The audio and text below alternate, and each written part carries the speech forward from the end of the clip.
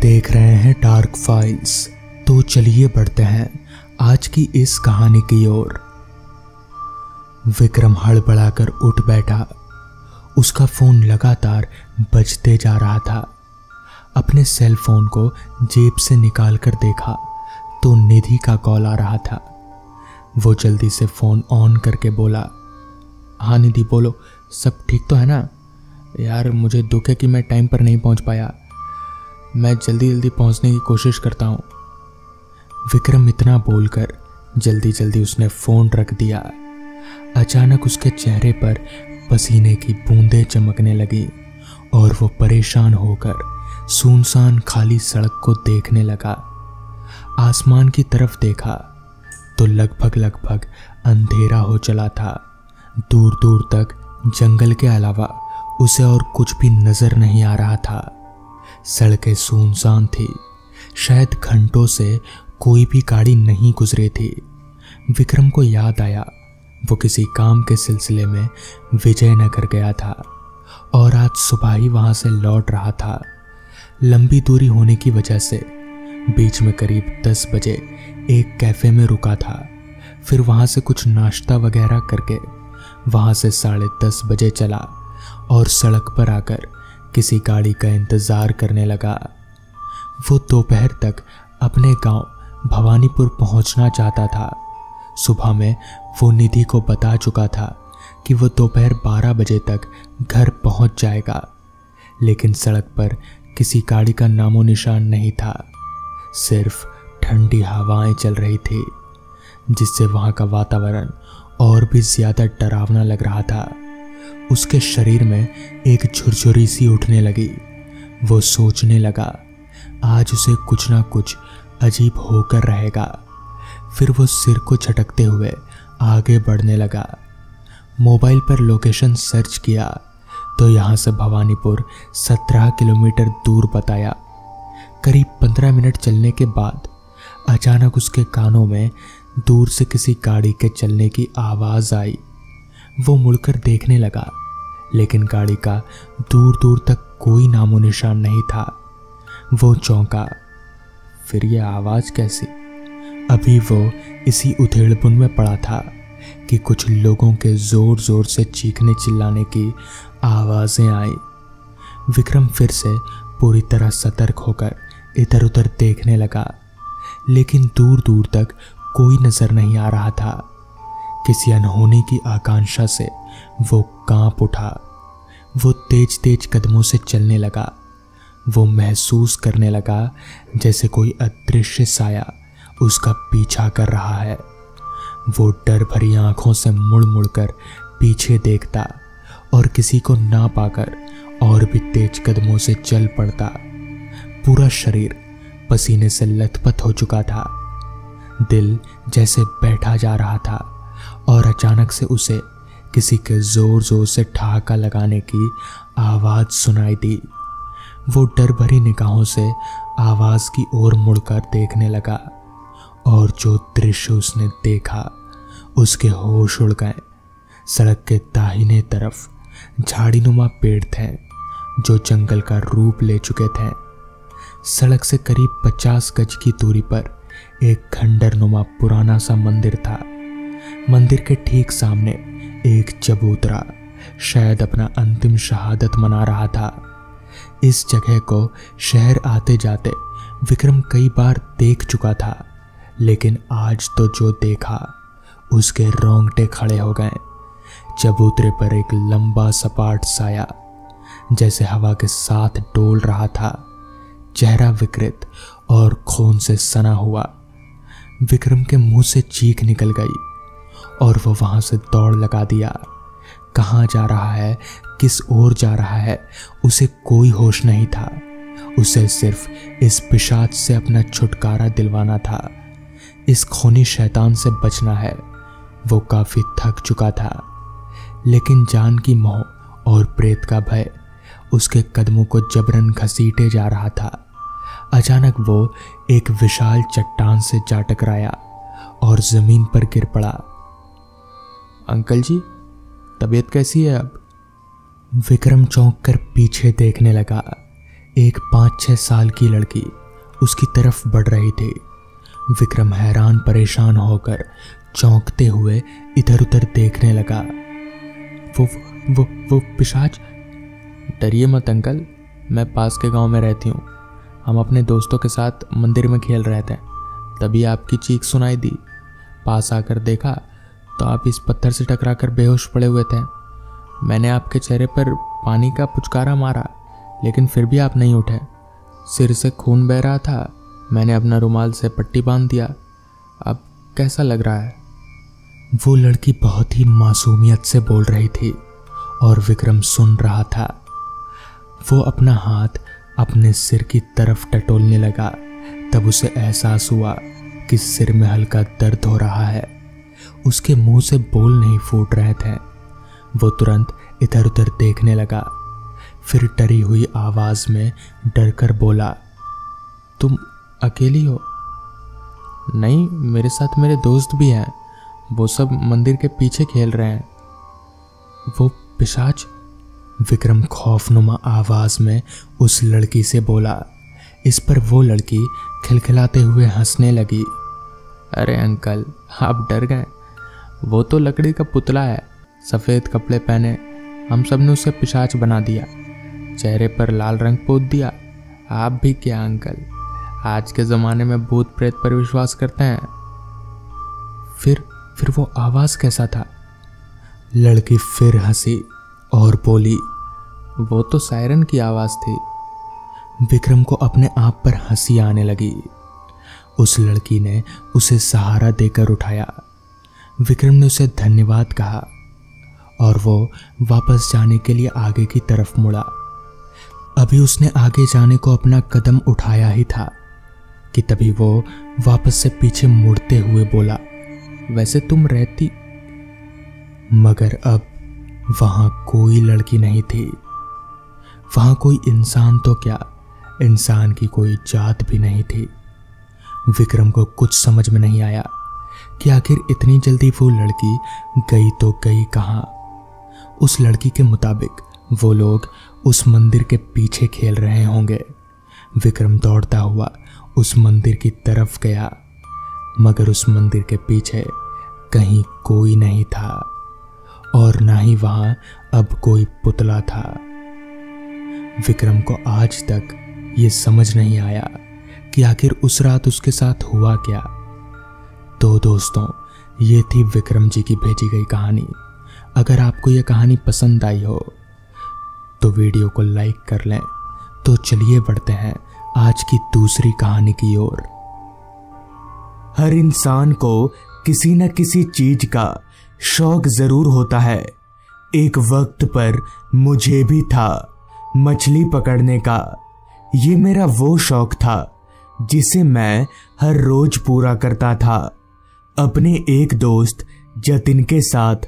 जतिन जो कि मेरे बचपन का दोस्त था और मैं जहां कहूं मेरे साथ वो वहीं चला जाता था। एक दिन की बात है, मैं और जतिन गांव के तालाब के किनारे बैठकर मछली पकड़ रहे थे।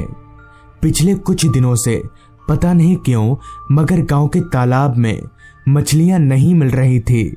तभी जतिन मुझसे बोला, साला 2-4 दिन से मछली नहीं मिल रही, पता नहीं क्या हुआ है। अभी जमींदार साहब का तालाब होता ना तो इतनी मछलियां मिलती कि हम रख नहीं सकते। इस पर मैंने जतिन से पूछा, कौन जमींदार साहब? कहाँ है उनका तालाब? पहले तो कभी सुना नहीं है नाम। तो जतिन बोला, छत्तीसगढ़ गांव में एक जमींदार साहब रहते थे। वो हमारे रिश्ते में लगते थे। जब जमींदार साहब जिंदा थे तब मैं एक आध बार उनकी हवेली में गया भी था। उनकी हवेली के बगान में एक छोटा सा तालाब अभी भी है, पर वहां कोई जाता नहीं है। जतिन की पूरी बात सुनकर मैंने कहा, क्यों? वहां कोई नहीं जाता, ऐसा क्यों? तो जतिन बोला, दरअसल उसी हवेली में जमींदार साहब की लाश मिली थी। उनका सर गायब था। तब से छत्तीसगढ़ गांव के लोगों का मानना है कि उस हवेली में जमींदार साहब की आत्मा भटकती है, पर मैं इन सब चीजों पर विश्वास नहीं करता। इस पर मैंने जतिन से बोला, इन सारी चीजों पर तो मैं भी विश्वास नहीं करता, एक काम करते हैं, हम दोनों चलते हैं छत्तीसगढ़। वहां तालाब में मछली भी पकड़ेंगे, साथ ही 2-4 दिन हवेली में रहकर भी आएंगे। इससे गांव वालों का भ्रम भी टूट जाएगा। मेरे से ये सुनकर पहले तो जतिन मना कर रहा था, मगर मेरे जिद करने पर वो मान गया, जिसके बाद हम दोनों ने कल ही छत्तीसगढ़ जाने का फैसला किया। और हम जो फैसला कर लेते हैं उसे पूरा करके ही दम लेते हैं। अगले ही दिन करीब दोपहर के 4 बजे तक हम लोग छत्तीसगढ़ गांव में उस हवेली के सामने थे। जतिन ने जैसा बताया था, हवेली बिल्कुल वैसी ही थी, बड़ी और शानदार। हवेली के पीछे की तरफ एक बड़ा सा बगान और एक छोटा सा तालाब था। वही तालाब जिसके बारे में जतिन ने मुझे बताया था।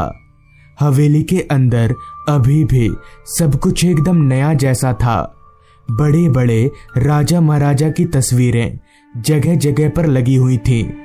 खैर, मैंने और जतिन ने एक कमरा चुन लिया और उसी कमरे के पलंग पर लेटकर आराम करने लगे।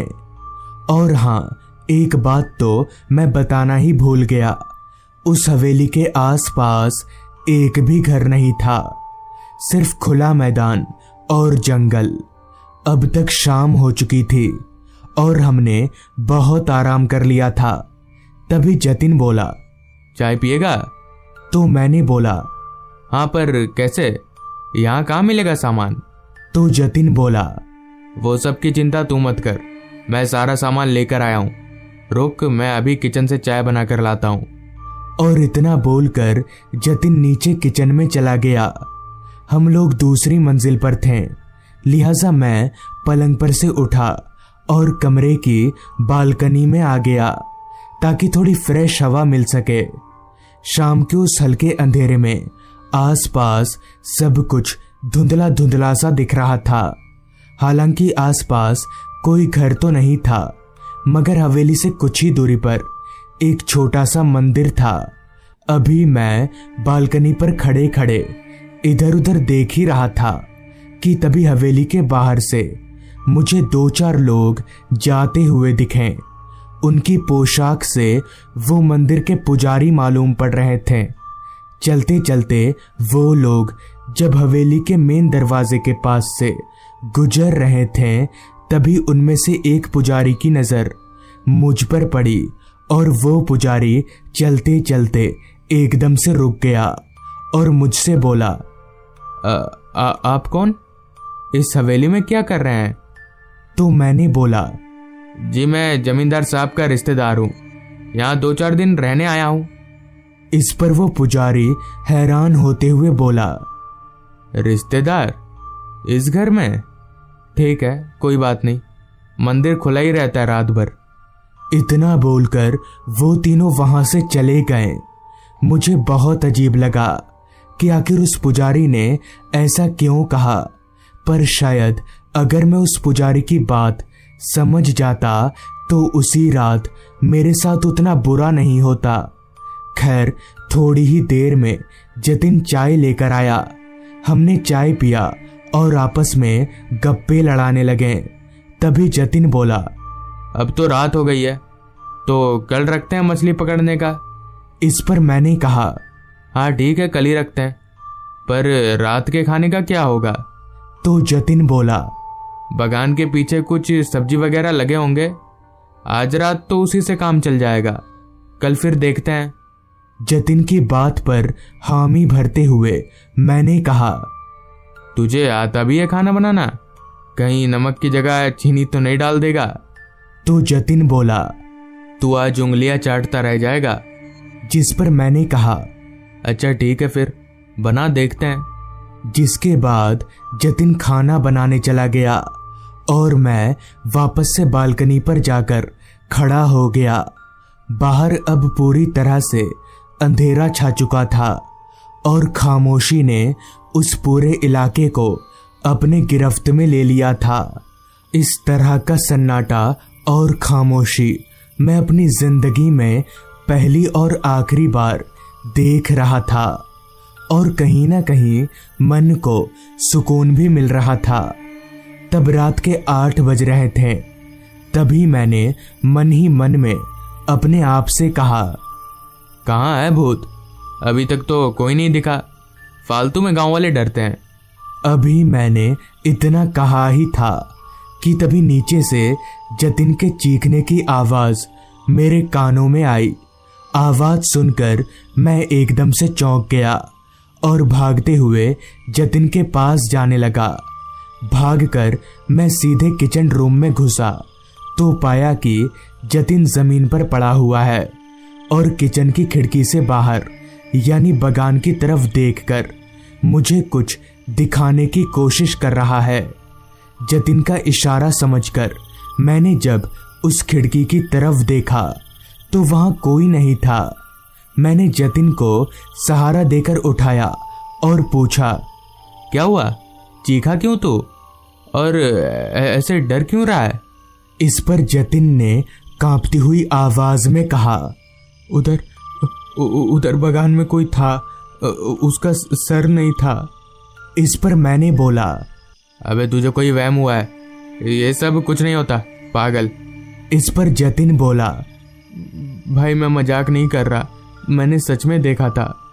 इतना तो मैं भी जानता था कि जतिन मजाक करने वालों में से नहीं है और बचपन से लेकर अभी तक मैं पहली बार जतिन को इतनी बुरी तरह से डरा हुआ देख रहा था। इसलिए मुझे उसकी बात को गंभीरता से लेना ही पड़ा। जिस पर मैंने कहा, अच्छा ऐसी बात है, हो सकता है कोई चोर वोर हो, हमें देखना चाहिए, तू चल मेरे साथ। जिसके बाद मैंने कहीं से एक डंडा जुगाड़ किया और जतिन के साथ हवेली के पीछे वाले दरवाजे से बगान में आ गया। वाकई में बगान बहुत बड़ा था। बगान में चारों तरफ पूरा अंधेरा छाया हुआ था। वो तो अच्छा हुआ कि हमारे हाथ में एक बैटरी टॉर्च था, लिहाजा हम उसी टॉर्च की रोशनी को बगान में इधर उधर घुमाकर उस आदमी को तलाशने लगे, जिससे जतिन डर गया था। मगर जहां तक नजर जा रही थी, हरे हरे पेड़ पौधों के अलावा कोई इंसान नजर नहीं आ रहा था। रात हर पल गहराती जा रही थी। बहुत ढूंढने के बाद भी जब कोई आदमी नहीं दिखा, तब मैंने जतिन से बोला, किसको देख लिया यार तूने? यहाँ पर तो कोई नहीं है। तो जतिन बोला, पर भाई मैंने देखा था, मेरा विश्वास कर, थोड़ा और ढूंढते हैं ना। जिसके बाद हम दोनों टॉर्च लेकर बगान में आगे की ओर जाने लगे। आगे चलते हुए मैं किसी आदमी पर कम, जमीन पर ज्यादा नजर रखे हुए था, क्योंकि जिस हिसाब से बगान में पेड़ पौधे और घास थे, सांप बिच्छू का होना जायज ही था। अभी हम दोनों आगे बढ़ ही रहे थे कि तभी हमें किसी के जोर जोर से बचाओ बचाओ चिल्लाने की आवाजें आने लगी। उस आवाज को सुनकर हम दोनों ही एक दूसरे का चेहरा ताकने लगे। वो आवाज उस तरफ से आ रही थी जिधर वो तालाब था, लिहाजा हम दोनों उस ओर भागे।